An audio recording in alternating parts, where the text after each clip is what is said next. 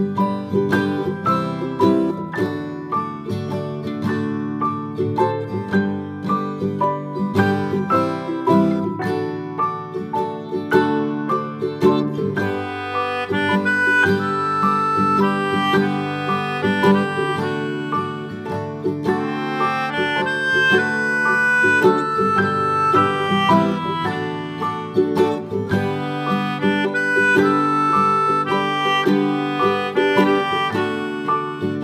Everyone, ಎಲ್ಲರಿಗೂ ನಮಸ್ಕಾರ.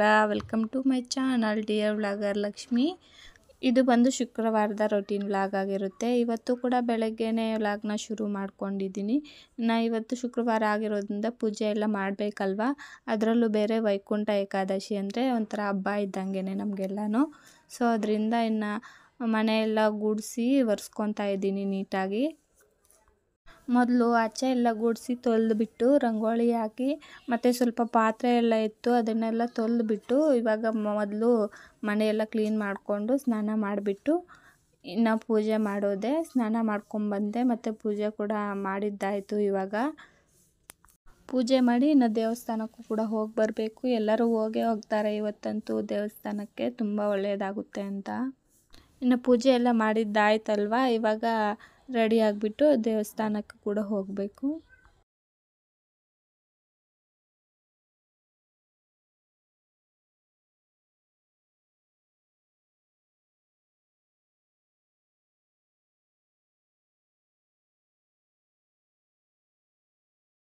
ಇನ್ನು ಆಟೋದಲ್ಲಿ ಕೂತ್ಕೊಂಡು ದೇವಸ್ಥಾನಕ್ಕೆ ಹೋಗ್ತಾ ಇದ್ದೀವಿ. ನಮ್ಮೂರಲ್ಲೇ ಇರೋದು, ಸ್ವಲ್ಪ ದೂರ ಅಷ್ಟೇ. ಗಡ್ದಂ ಶ್ರೀನಿವಾಸ ದೇವಸ್ಥಾನ ಅಂತ, ವೆಂಕಟೇಶ್ವರ ದೇವಸ್ಥಾನ ಎಲ್ಲ ಕೂಡ ಆ ದೇವಸ್ಥಾನಕ್ಕೆ ಅಲ್ವಾ ಇವತ್ತು ಹೋಗೋದು. ನಮ್ಮೂರಲ್ಲಿ ಕೂಡ ದೊಡ್ಡ ದೇವಸ್ಥಾನ ಅಂದರೆ ಅದೇನೆ. ಸುತ್ತಮುತ್ತಲಿನ ಹಳ್ಳಿಯವರು ಎಲ್ಲರೂ ಕೂಡ ಇಲ್ಲೇ ಬಂದಿರ್ತಾರೆ. ಇವತ್ತಂತೂ ಎಷ್ಟು ಕ್ಯೂ ಇರುತ್ತೋ, ಎಷ್ಟೊತ್ತು ದರ್ಶನ ಆಗುತ್ತೋ ಏನೋ ಗೊತ್ತಿಲ್ಲ. ಹೋಗ್ತಾ ಇದ್ದೀವಿ. ಬೆಳಗ್ಗೆ ಒಂದು 10 ಗಂಟೆ ಆಗಿದೆ. ಇನ್ನು ಮನೆಯಲ್ಲಿ ಕೆಲಸಗಳೆಲ್ಲ ಆಗಬೇಕಲ್ಲ, ಕೆಲಸ ಎಲ್ಲ ಮಾಡಿಕೊಂಡು ಹೋಗ್ತಾ ಇದ್ದೀವಿ ನಾವು ನಿಧಾನವಾಗಿ. ಹಾಗೆ ರಾತ್ರಿ 3 ಗಂಟೆಯಿಂದಲೇ ಶುರುವಾಗಿದೆ ಅಂತ ದರ್ಶನ. ತುಂಬ ಕ್ಯೂ ಇತ್ತಂತೆ, 1 ಕಿಲೋಮೀಟ್ರಷ್ಟು ಕ್ಯೂ ಇತ್ತಂತೆ ರಾತ್ರಿಯಿಂದಲೇ. ನೋಡಬೇಕು, ಇನ್ನು ಇವತ್ತು 10 ಗಂಟೆ ಆಗಿದೆಯಲ್ವ, ಇನ್ನು ಎಷ್ಟೊಂದು ಜನ ಇರ್ತಾರೋ ಏನು.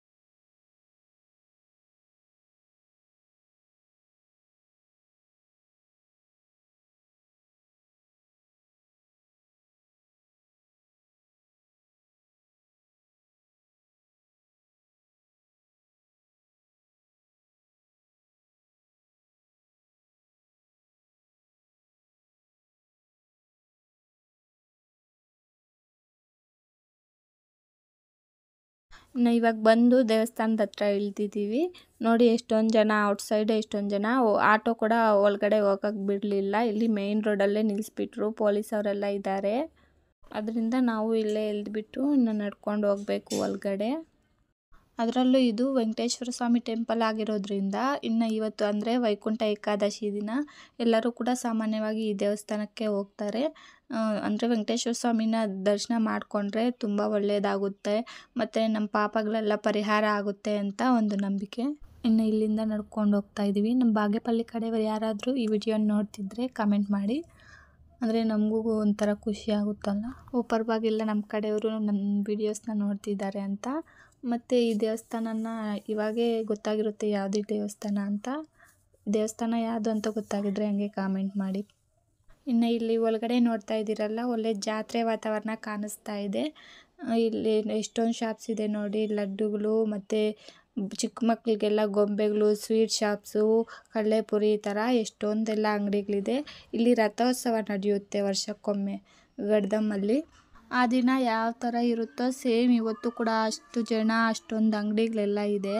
ದೇವಸ್ಥಾನಕ್ಕೆ ಈ ಕಡೆ ಸೈಡಲ್ಲಿ ಒಂದು ಬಾಗಿಲಿದೆ, ಅಲ್ಲಿ ಬಿಡ್ತಾರೇನೋ ಅಂತ ನಾವು ಹೋಗ್ತಾ ಇದ್ದೀವಿ. ಇಲ್ಲಿ ದೇವ್ರನ್ನ ಇಟ್ಟಿದ್ದಾರೆ, ಇದ್ರ ಕೆಳಗಡೆ ತುಳಿದ್ರೆ ಒಳ್ಳೇದಾಗುತ್ತೆ ಅಂತ ಹೇಳ್ತಾರೆ. ಎಲ್ಲರೂ ತೂರ್ತಾ ಇದ್ದಾರೆ. ಇಲ್ಲಿ ಬಿಡ್ತಾರೇನೋ ಒಳಗಡೆ ಅಂತ ನೋಡಿದ್ವಿ, ಆದರೆ ಇಲ್ಲಿ ಬಿಡಲಿಲ್ಲ. ಸೊ ಇನ್ನೇನು ಮಾಡೋದು, ಲೈನಲ್ಲೇ ಹೋಗೋಣ ಅಂತ ಫ್ರಂಟ್ ಡೋರಿಂದಾನೇ ಅಲ್ಲೇ ಹೋಗ್ತಾ ಇದ್ದೀವಿ. ತೀರಾ ಹೋಗಿ ನೋಡಿದ್ಮೇಲೆ ಎಷ್ಟೊಂದು ಜನ ಅಂದರೆ 1 ಕಿಲೋಮೀಟರ್ ಅಷ್ಟು ಕ್ಯೂ ಇದೆ.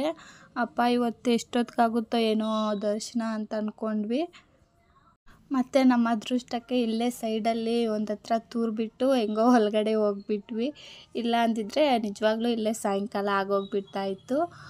ಇಲ್ಲಿ ಒಳಗಡೆ ಬಂದುಬಿಟ್ಟಿದ್ದೀವಿ ನೋಡಿ, ಇಲ್ಲಿ ಕ್ಯೂ ಅಲ್ಲಿ ನಿಂತಿದ್ದೀವಿ ಇವಾಗ. ಇಲ್ಲಿಂದ ಕೂಡ ಇನ್ನೂ ಅಷ್ಟು ದೂರ ಹೋಗಬೇಕು, ಗರ್ಭಗುಡಿ ಕಾಣಿಸ್ತಾ ಇತ್ತಲ್ಲ ಅಲ್ಲಿಗೆ.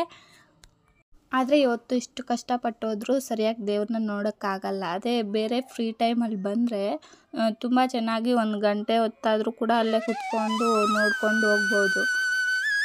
ತಿರುಪ್ತಿಯಲ್ಲಿ ಹೆಂಗಿರುತ್ತೆ ಸೇಮ್ ಅದೇ ಥರ ಇಲ್ಲಿ ಕೂಡ. ತಿರುಪ್ತಿಗೆ ಹೋಗೋಕ್ಕಾಗದೇ ಇರೋರು ಇಲ್ಲೇ ಬಂದು ಮಕ್ಕಳಿಗೆ ಕೂದಲೆಲ್ಲ ಇಲ್ಲೇ ತೆಗಿತಾ ಇರ್ತಾರೆ. ಇಲ್ಲಿ ಒಳಗಡೆ ನೋಡಿ ಎಷ್ಟೊಂದು ಚೆನ್ನಾಗಿ ಅಲಂಕಾರ ಮಾಡಿದ್ದಾರೆ ಅಂದರೆ ಎಲ್ಲರೂ ಕೂಡ ವಿಡಿಯೋಸು ಫೋಟೋಸ್ ತೆಗಿತಾ ಇದ್ದಾರೆ. ಆದರೆ ಜನ ಅಡ್ಡ ಬಂದುಬಿಟ್ರು, ಸರಿಯಾಗಿ ದೇವ್ರ ಫೋಟೋ ತೆಗಿಯೋಕ್ಕೆ ಆಗಲಿಲ್ಲ. ನಾನು ಹಂಗೆ ಲೈವ್ ಹಾಕ್ಕೊಂಡು ಹೋಗ್ತಾ ಇದ್ದೀನಿ. ನನಗೆ ಅದನ್ನೇ ಸ್ಕ್ರೀನ್ ರೆಕಾರ್ಡಿಂಗ್ ಕೂಡ ಮಾಡ್ಕೊತಾ ಹೋಗ್ತಾ ಇದ್ದೀನಿ. ನೋಡಿ ಎಷ್ಟೊಂದು ಚೆನ್ನಾಗಿ ಫ್ಲವರ್ಸಿಂದ ಡೆಕೋರೇಟ್ ಮಾಡಿದ್ದಾರೆ. ಇಲ್ಲಂತೂ ಒಂದು ಸ್ವಲ್ಪ ಹೊತ್ತು ಕೂಡ ನಿಂತ್ಕೊಳ್ಳೋಕ್ಕೆ ಬಿಡಲಿಲ್ಲ, ತಳ್ಳಿ ಬಿಡ್ತಾ ಇದ್ದಾರೆ ಎಷ್ಟೊಂದು ಜನ.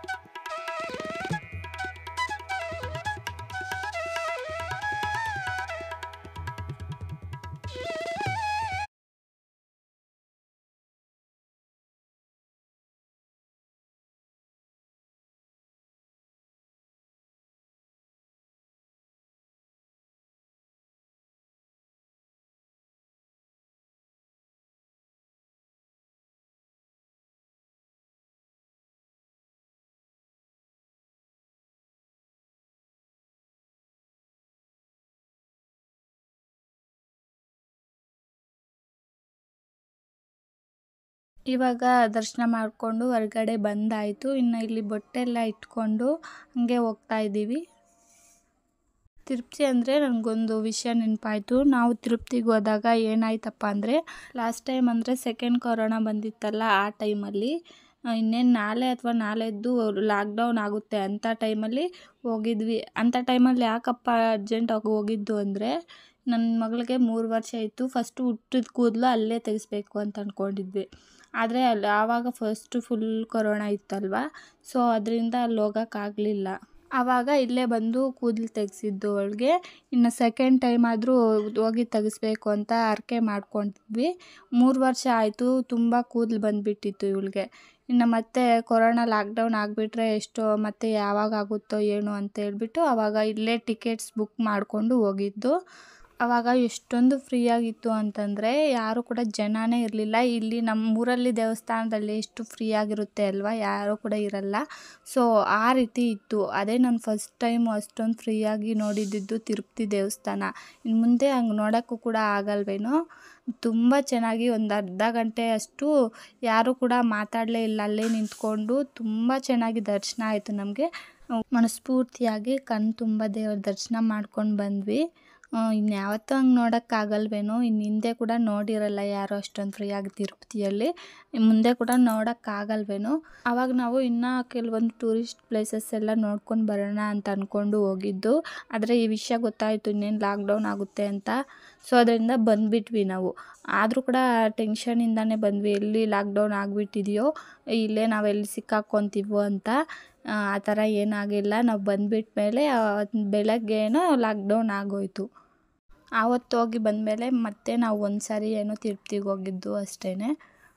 ಇನ್ನು ಇಲ್ಲಿ ಕೂಡ ಇವಾಗ ದರ್ಶನ ಆಯಿತು, ಮನೆಗೆ ಹೋಗ್ತಾ ಇದ್ದೀವಿ. ಹಂಗೆ ಸ್ವಲ್ಪ ಕಡಲೆಪುರಿ ಎಲ್ಲ ತಗೊಳ್ಳೋಣ ಅಂತ ಇಲ್ಲಿ ನಮ್ಮ ಅತ್ತೆಯವರು ತಗೊತಾ ಇದ್ದಾರೆ. ಹಾಗೆ ನಾನು ಅಂಗಡಿ ಎಲ್ಲ ನೋಡ್ಕೊತ ವಿಡಿಯೋ ಮಾಡ್ತಾ ಇದ್ದೆ. ಏನಾದರೂ ತಗೊಳ್ಳೋ ಅಂತ ನಾನು ಅಂಗಡಿ ಎಲ್ಲ ನೋಡ್ತಾ ಇದ್ದೀನಿ. ಇಂಥ ಕಡೆ ಹೋದಾಗ ನಾವು ಸಾಮಾನ್ಯವಾಗಿ ಏನು ಪರ್ಚೇಸ್ ಮಾಡದೆ ಬರಲ್ಲ ಅಲ್ವಾ.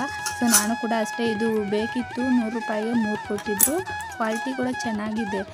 ಪ್ಲಾಸ್ಟಿಕ್ ಸ್ಟೈನರ್ ಇತ್ತು, ಆದಷ್ಟು ಪ್ಲಾಸ್ಟಿಕ್ನ ಯೂಸ್ ಮಾಡೋದು ಕಡಿಮೆ ಮಾಡೋಣ ಅಂತ. ಇದು ತುಂಬ ದಿನದಿಂದ ನೋಡ್ತಿದ್ದೆ, ಜಾಸ್ತಿ ಪ್ರೈಸ್ ಹೇಳ್ತಿದ್ರು. ಸೊ ಅದರಿಂದ ಅಲ್ಲಿ 100 ರೂಪಾಯಿಗೆ 3 ಕೊಟ್ಟರಲ್ಲ, ಇದು 3 ಕೂಡ ತಗೊಂಡು ಬಂದೆ.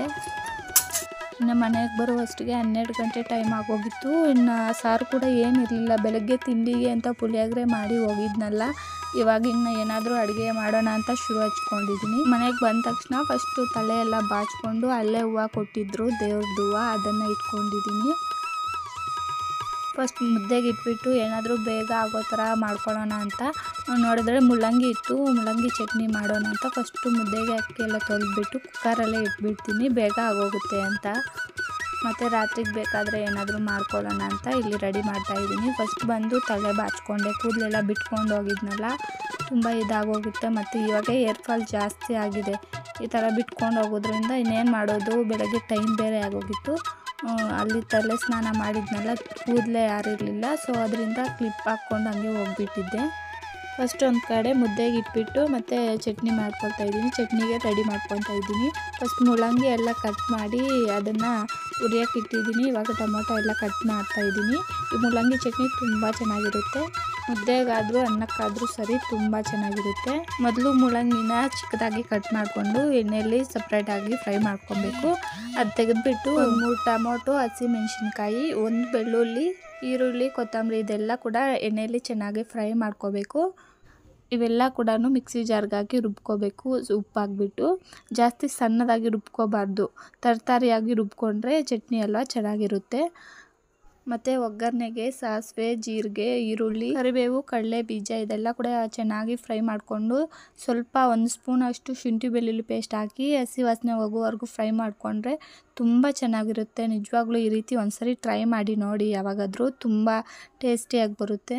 ಇವೆಲ್ಲ ಕೂಡ ಫ್ರೈ ಆದಮೇಲೆ ರುಬ್ಬಿಟ್ಕೊಂಡಿರೋ ಮುಳ್ಳಂಗಿ ಚಟ್ನಿ ಹಾಕಿ 1-2 ನಿಮಿಷ ಫ್ರೈ ಮಾಡಿಕೊಂಡ್ರೆ ಆಗೋಗುತ್ತೆ. ಈ ರೀತಿ ನೀವೇನಾದರೂ ಮಾಡಿಕೊಟ್ರೆ ಮುಳ್ಳಂಗಿ ಅಂದರೆ ಇಷ್ಟ ಇಲ್ಲದೇ ಇರೋರು ಕೂಡ ತಿಂತಾರೆ, ಅಷ್ಟೊಂದು ಚೆನ್ನಾಗಿರುತ್ತೆ. ಇಷ್ಟೇ ಇವತ್ತಿನ ಒಂದು ವ್ಲಾಗ್. ಈ ವಿಡಿಯೋ ಇಷ್ಟ ಆದರೆ ಲೈಕ್ ಮಾಡಿ, ಶೇರ್ ಮಾಡಿ, ಕಾಮೆಂಟ್ ಮಾಡಿ. ನೆಕ್ಸ್ಟ್ ವ್ಲಾಗಲ್ಲಿ ಸಿಗೋಣ.